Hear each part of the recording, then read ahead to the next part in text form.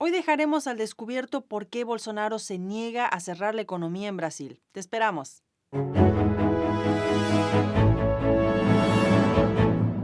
Bienvenidos al Descubierto, soy Elina Villafañe. Hoy te contaremos el artículo de Mises.org sobre la postura de Bolsonaro en negarse al cierre de la economía y las consecuencias que está enfrentando. Esto fue escrito por Alice Sales, quien nació y se crió en Brasil, pero ahora vive en Estados Unidos junto a su familia. Antes de profundizar este tema, te invito a suscribirte a La Gran Época, darle me gusta y activar el botón de notificaciones para seguir informándote con la verdad. Cuando inicialmente salieron los informes sobre los contagios del COVID-19, los medios de comunicación minimizaron los riesgos, pero pronto siguieron las afirmaciones de la Organización Mundial de la Salud de que el virus era más grave que la gripe estacional y que un alto volumen de casos podría resultar una carga para los sistemas de salud. Con tal motivo, los gobiernos de todo el mundo se esforzaron por evitar que el virus se propagara rápidamente. Ante la ineficiencia de los cierres, los líderes mundiales emitieron directivas de permanencia en el hogar y ordenaron a muchas empresas que cerraran sus puertas. Por ejemplo, en Estados Unidos, algunos gobernadores adoptaron rápidamente políticas que produjeron arrestos, protestas y desempleo masivo. En Brasil, por su parte, los gobernadores estatales siguieron los pasos de los gobernadores estadounidenses, cerrando negocios y arrestando violentamente a cualquiera que se atreviera a atender a sus clientes. Entonces el presidente Jair Bolsonaro protestó. En sus apariciones informativas en los medios, el mandatario, que a menudo fue condenado por no llevar correctamente su mascarilla facial, señaló que el virus no era tan malo y agregó que muchos contraerán el coronavirus, tengan o no cuidado. Eso sucederá tarde o temprano. Debemos respetarlo, tomarnos en serio la higiene personal, pero no podemos ser neuróticos al respecto como si esta crisis fuera el fin del mundo. Hay muchos gobernadores que, en mi opinión, están tomando medidas que perjudicarán mucho a nuestra economía. La vida continúa, no podemos estar histéricos. En un intento por persuadir a los gobernadores para que cambiaran de rumbo, la oficina de Bolsonaro lanzó la campaña Brasil no puede parar, pero sus esfuerzos no llegaron lejos, ya que la Corte Suprema de Brasil ordenó el cese de la campaña.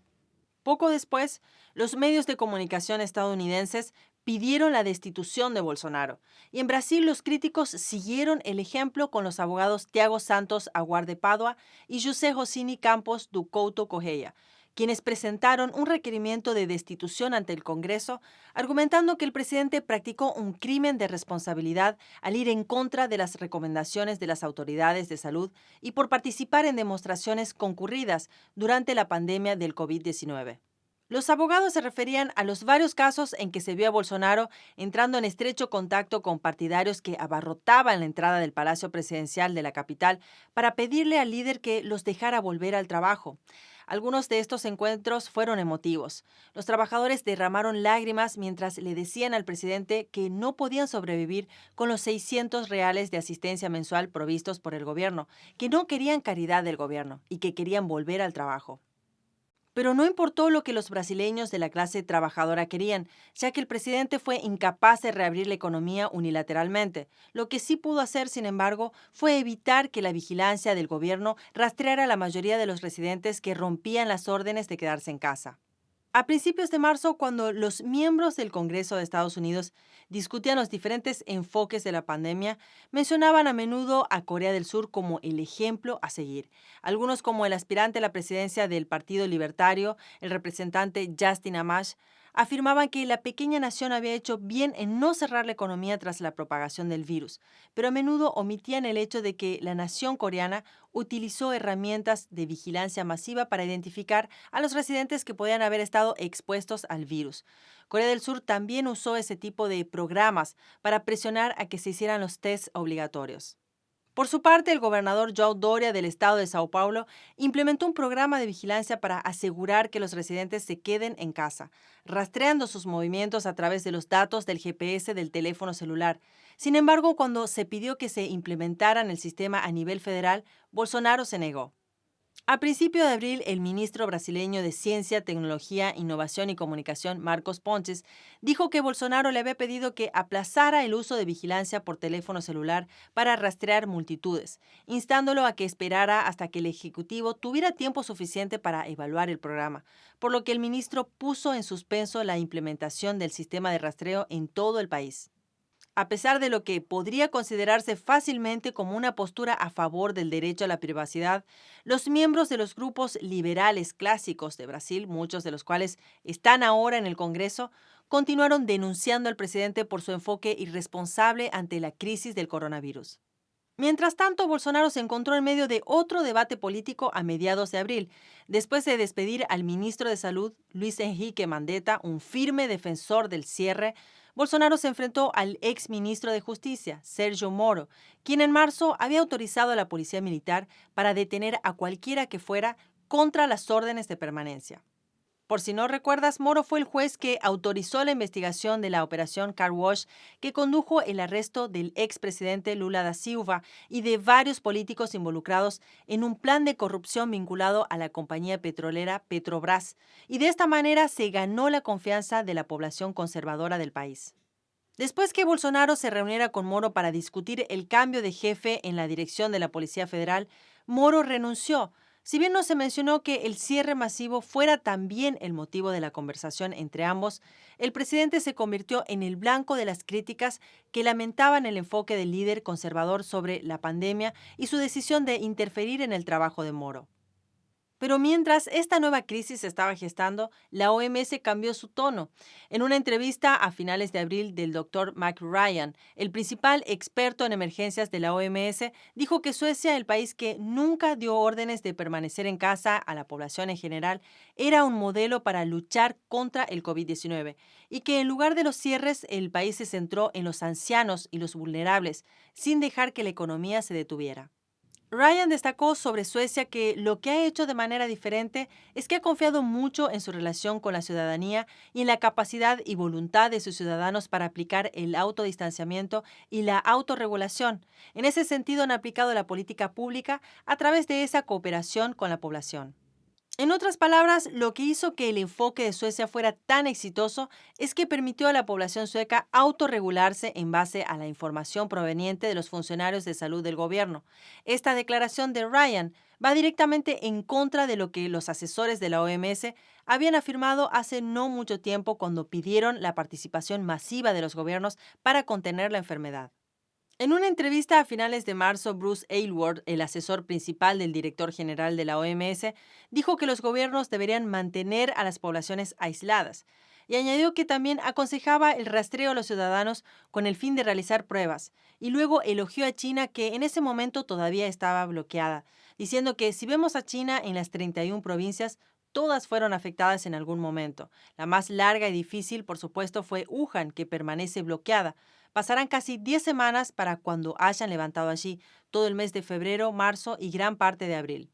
Fue precisamente este tipo de afirmación de la OMS lo que impulsó a los críticos de Bolsonaro a atacarlo por no querer defender el cierre de la economía.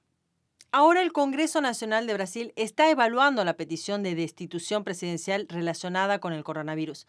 Al mismo tiempo, Bolsonaro se enfrenta a la Corte Suprema Federal, que le impide su nombramiento para dirigir el programa federal. Esto da a sus críticos razones para afirmar que Bolsonaro está usando la lucha contra el coronavirus para presionar por una toma de poder militar, a pesar de que no tiene el apoyo total de los militares.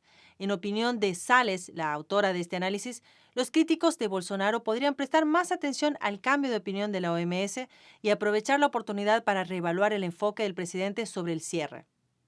Los brasileños están cada vez más descontentos por los confinamientos. El gobernador Doria y el alcalde de Sao Paulo, Bruno Covas, se han distanciado recientemente de las conversaciones de destitución y ahora se están enfocando en los que los funcionarios locales y estatales han estado haciendo para luchar contra el coronavirus.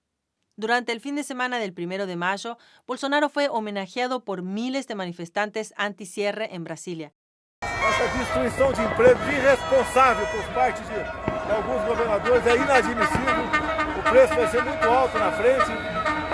Aunque muchos han utilizado estas protestas para afirmar que los apologistas de la dictadura militar están tratando de utilizar el cierre del COVID-19 para pedir la intervención militar, Bolsonaro ha tratado de luchar contra el cierre hablando directamente con los gobernadores, pero a pesar de todos sus esfuerzos, nada ha funcionado. Ahora que los brasileños de la clase trabajadora están perdiendo la paciencia, e incluso algunos recurren a la violencia, Bolsonaro dijo a los manifestantes que independientemente de a dónde quieran ir los gobernadores y los miembros del Poder Judicial con sus órdenes de cierre, ya no les dejará interferir en su trabajo. Nós queremos o melhor para o nosso país, queremos a independência verdadeira dos três poderes, não apenas uma letra da Constituição, não queremos isso. Chega de interferência, não vamos admitir mais interferência, está bem claro isso aí, acabou a paciência, vamos levar esse Brasil para frente. Peço a Deus que não temos problema essa semana, porque chegamos no limite, não tem mais conversa, ok? Daqui para frente, não só exigiremos, faremos cumprir a Constituição. Ela será cumprida a qualquer preço.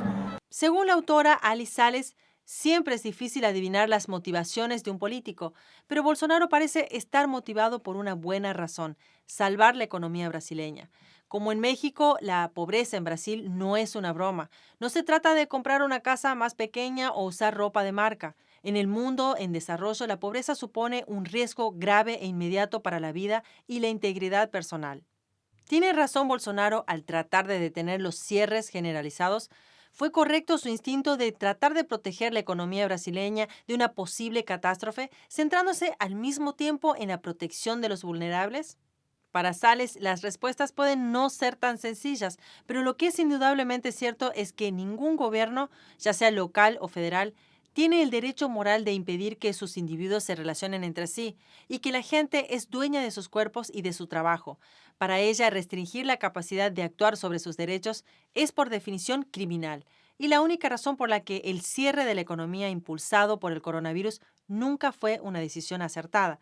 En ese sentido, Sales señala que Bolsonaro puede ser uno de los pocos líderes mundiales que ha entendido esto. Y aquí termina nuestro episodio y esperamos recibir tu comentario.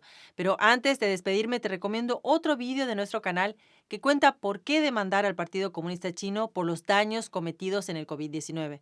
¿Sabes que La Gran Época es el medio independiente que está teniendo un rápido crecimiento en Estados Unidos?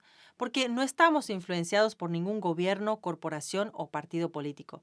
Nuestro único objetivo es brindar a los lectores y televidentes información auténtica, siguiendo los principios de verdad y tradición. Si quieres apoyar nuestro trabajo independiente, puedes donar una taza de café al equipo a través del link que está en la descripción del vídeo. Suscríbete a nuestro canal activando el botón de notificaciones para seguir viendo nuestros vídeos y, claro, visitar la página web de La Gran Época para leer más sobre este y otros temas actuales y veraces. Gracias por acompañarnos. Nos vemos en el próximo programa.